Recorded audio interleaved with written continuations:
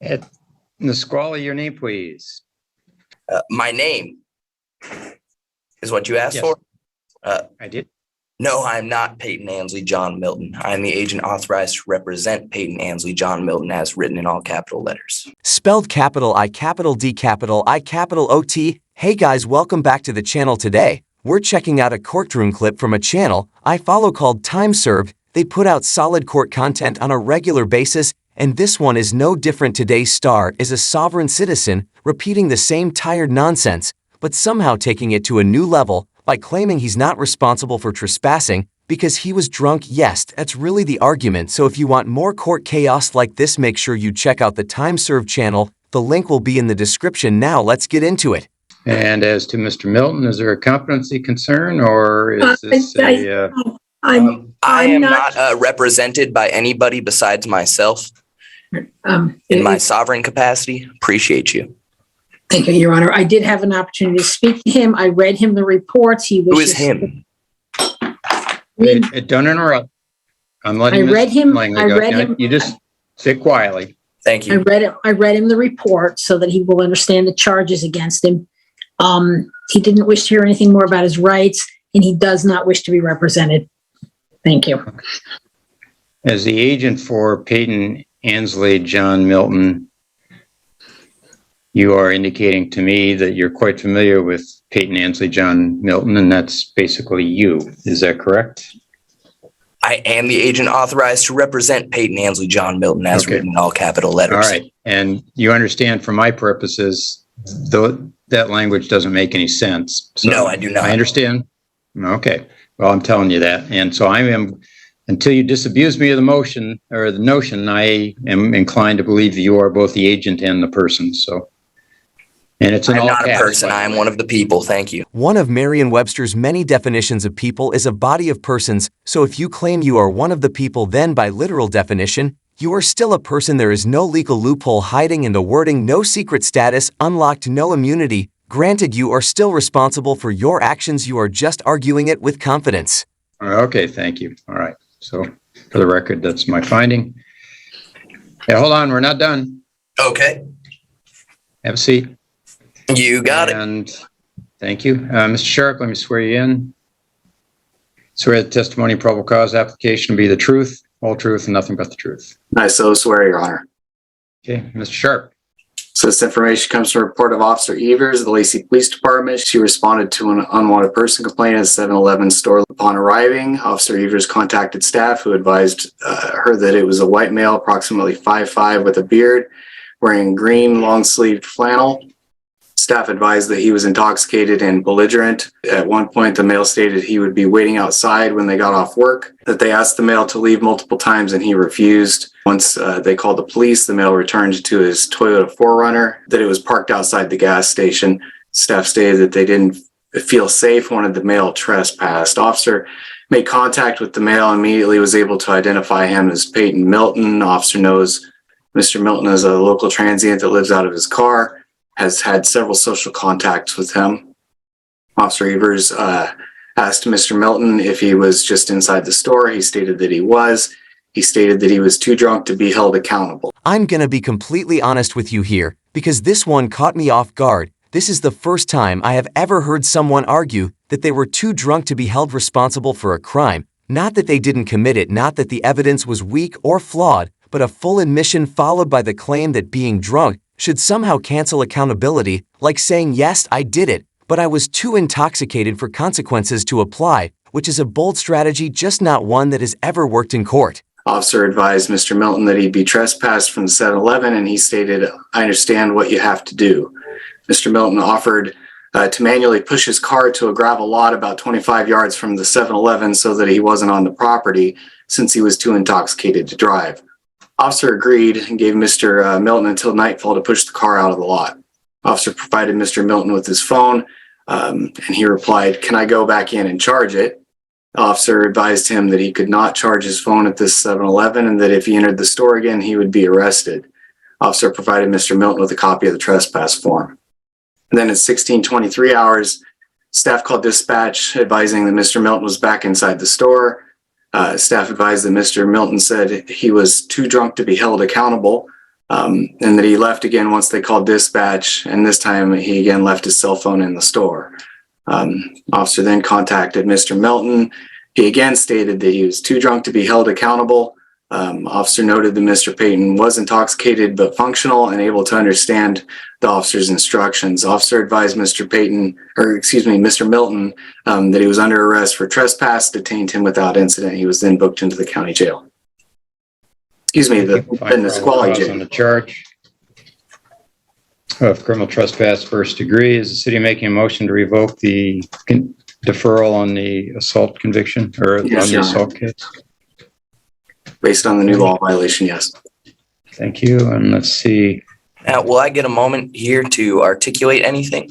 Don't worry, you'll get your moment to shine like a burned out light bulb in just a second. But right now, the adults are talking to people who actually understand how reality works. And once we're done, you can jump back in with all the confidence in the world, even if none of it is backed up by facts or logic. I'll let you know. So sit Appreciate tight. it. I'm still working through the process. Thank Of you. course.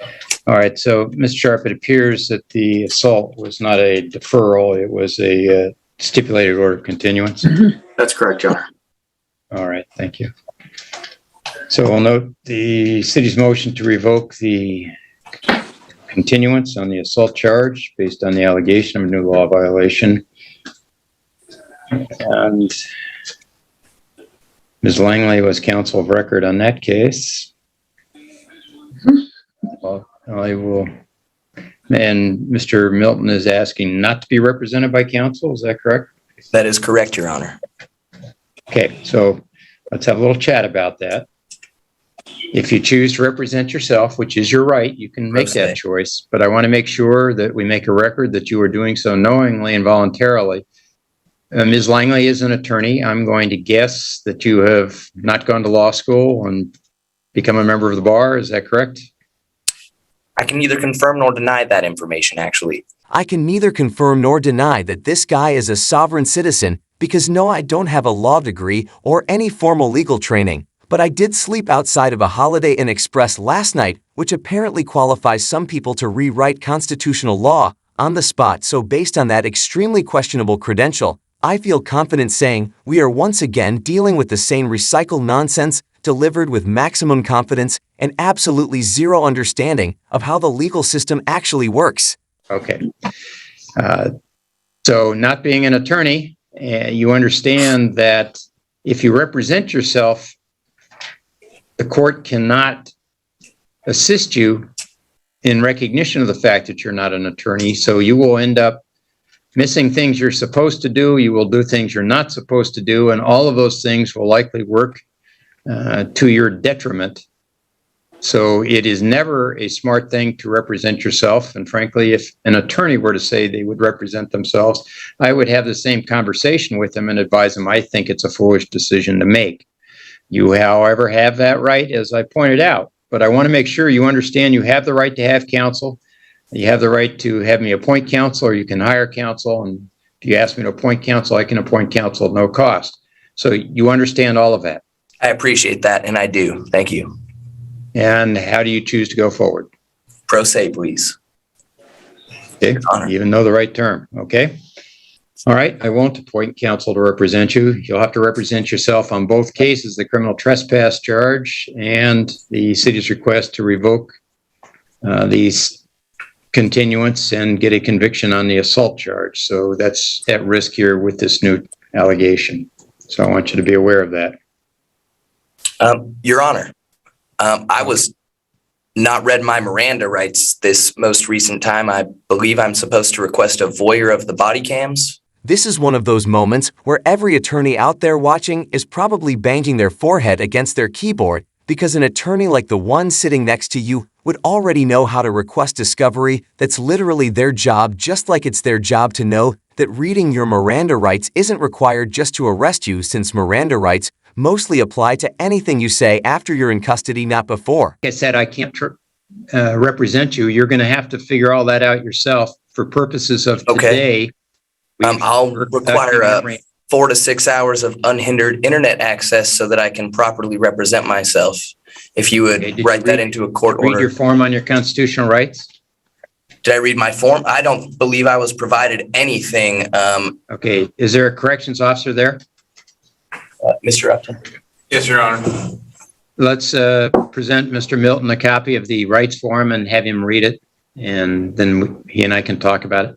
Yes, Your Honor. There's one taped to the desk right in front of me. Okay, why don't you take a minute and read it? Let me know when you're done reading it, Mr. Milton. Appreciate you.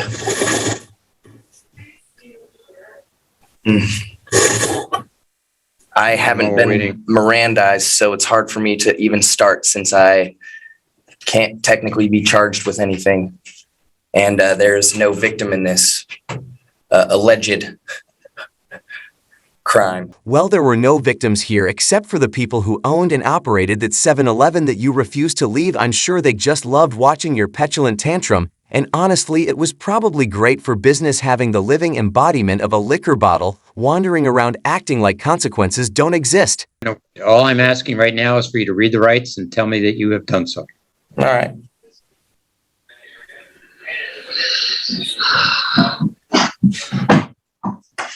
Would you please silence yourself? Forgive me.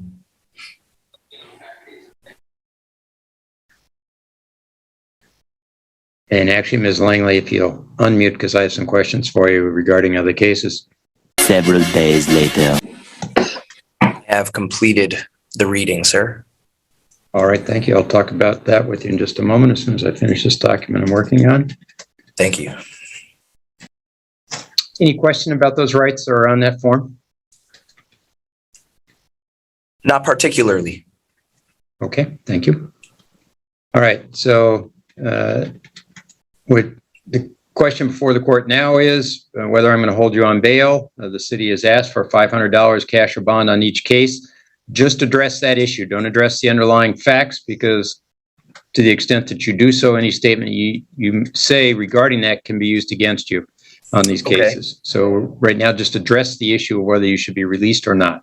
Appreciate you. Yes, I would like to request being released on personal recognizance. And the reason being is because there were several things articulated in the statement that were absolutely not true.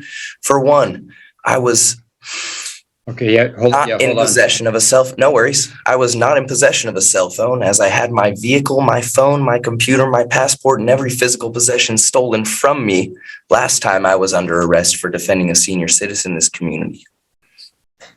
The same day that Officer Tittle refused to search the man who stole my key. Okay. Anything else? That's it for now. Okay. No, that was your one chance to argue against the state's recommendation to keep you in jail on 2 $500 bonds, and instead of making any kind of case for yourself, you managed to do everything except help your own situation, so that's pretty much it, unless of course you'd like to let me finish. Next voice, next voice. I wonder if anyone's gonna tell him that his so-called mathematical prowess matches his legal acumen, because last I checked 10% of 500 is 50 and 50 times 2 is 100, not 300. So in this case, if it weren't for the legal system, this dumbass would literally never see the outside of a jail cell. Unless you would allow me to fill in some details that they failed to read me my Miranda rights, and I wasn't taking a statement from in both questioned cases in question. All right. So what the case of Miranda tells us is that if you make any statements while under arrest prior to being read your Miranda rights, the prosecutor is limited in its ability to present those statements to the court. It doesn't have any other purpose other than whether something you say can be used against you. That's the whole purpose of Miranda. It doesn't mean they can't go forward with a criminal charge. Oh, I was never aware of that. Right. Which is one of the reasons you don't want to represent yourself, but I've explained that to you now. But I just want to make sure. So you still wish to represent yourself? Absolutely. Okay. All right. Seem like a sharp guy. So. Oh, really? You have anti-kidnapping training that's supposed to make you some kind of expert in avoiding capture or escaping dangerous situations? That's amazing and all, but maybe you could walk us through exactly how well the training is serving you right now while you're sitting in the county jail under lawful custody, completely unable to put any of that so-called expertise to use. It's almost impressive how confidently you claim skills that clearly aren't helping you in the slightest, and somehow still expect anyone to take it seriously. Appreciate you, Your Honor. seem dedicated to do it. Okay, based on the outstanding warrant out of Skagit County, I will hold in $500 cash or bond bail on each case, total $1,000 cash or bond. And I'll remind you, you're to have no contact with the 7-Eleven store, no criminal law violations, not consume any alcohol and marijuana, not enter any bar or tavern. And give me some realistic expectation. Are you going to be able to post bail or likely not? You know, if the minimum that I'm allowed to throw on a bail is 300 and I have to bail out for 2 things, then I'm certain I would need to acquire a phone number that I don't have in order to make that happen. And so I would have to say that it may be closer to impossible this time around. Okay. Well, you may know from your history that the bail here is usually 10% of what's ordered. So $50 on each case is what a bonding company would want from you. So just, I don't Cool. know whether that Well, I have changes anything or $100. not. Isn't that Okay. All right. Thank you. I will set this for 3 weeks from today at 1:30 in the afternoon. So on Monday, the 24th of April, for what we call a pretrial, Mr. Milton. And at the pretrial hearing, you will have received information from the city prior to that as to any offer to settle the case. Just so you know, you don't have to accept it. But they will be contacting you to give you whatever offer they have. And then you'll tell them, the court at that time, whether you wish to accept the offer and enter whatever arrangement is made, or whether you wish to go to trial. So that'll be what we discuss on the 24th. awesome? In the meantime, will I be allowed 4 to 6 hours of unhindered internet access so that I can represent myself? Yeah, I do not regulate the jail, so you're going to have to talk to the folks at the jail. If you write it as a court order, I'm certain that they will be more likely to comply than if you don't. All right, I'm not going to write it as a court order. Like I say, I don't mess with how the jails run their jail, but Speaking of, by the way, Mr. Sharp has heard you, and we'll go forward that way. On a side note, if I may, Your Honor, during intake, and I might preface this with, I have gone to anti-kidnapping training. I was inhumanely subject to what I would define as torturous actions. It was by C.O. Patero. I have nothing against the man, but he only sought to escalate a situation physically that could have been de-escalated with a verbal warning, a verbal, hey, knock your stuff off, a verbal. And I was completely compliant physically, as you can see on camera if you look in holding C on the night that I was intaken. And when I was asked to be picked up and seated, they had refused and told me on their paper that they checked on me every 15 minutes when I was checked on about 3 times the first 2 hours and about twice in the last half an hour. So, all right, we got that. Yep, appreciate you. Right. Thank you. And we'll see you on the 24th. All right, guys, that's a wrap for today's video. It looks like the next time we'll be seeing this genius will be in a couple of weeks. So in the meantime, do yourself a favor and head over to the Time Served channel to check out their wild courtroom collection. If you enjoyed this one, drop a like. If not, hit the dislike. But don't forget to leave a comment below and subscribe with notifications on so you never miss any of my content.